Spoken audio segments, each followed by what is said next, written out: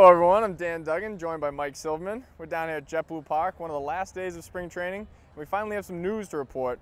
Some of it was expected, some of it not so much. The unexpected news would be the health of closer Andrew Bailey. And Mike, what do you have to report on that? Well, we're starting to get in here a lot about that Andrew is suffering from some sort of a thumb injury. And, you know, it's one of these things he didn't talk about. I think you were talking to him the other day and he refused to mention it to you, which is disappointing, of course. But, you know, this is a big deal. This is the closer who missed a big part of the early part of camp because of a lat injury, and now we have a thumb injury. We don't have any details yet, but obviously when you've lost Jonathan Papelbon and you haven't seen that much of Andrew Bailey, and what you have seen hasn't been that dominating or impressive, it counts as a major piece of news, as you said.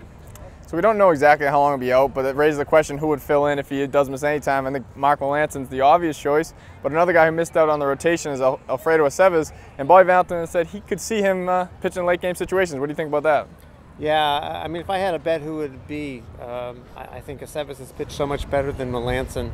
I think, you know, it's debatable. It's a coin flip, and, you know, he has a couple days to think about it. But Aceves is the guy, I think, that would be do the best job of closing. I'm kind of curious to see what he could do as a closer. He's been so impressive this camp, and he pitches so well. He has an edge to him, let's put it that way. And I think that's part of the reason why he'd be a good closer.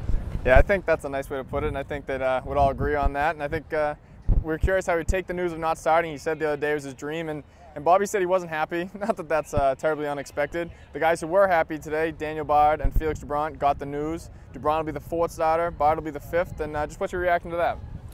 Well, I think it was the right call. You know, Bard, the ceiling is so high there.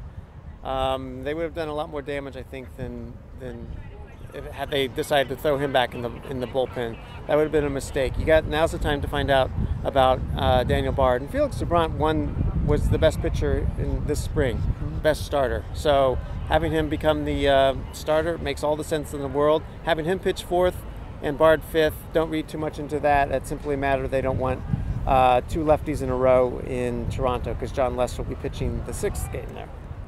All right, so I think we're finally starting to see the light at the end of the tunnel. Spring training's wrapping up, and we're getting ready for some real games. So keep it tuned here, and please buy the print edition of the Boston Herald.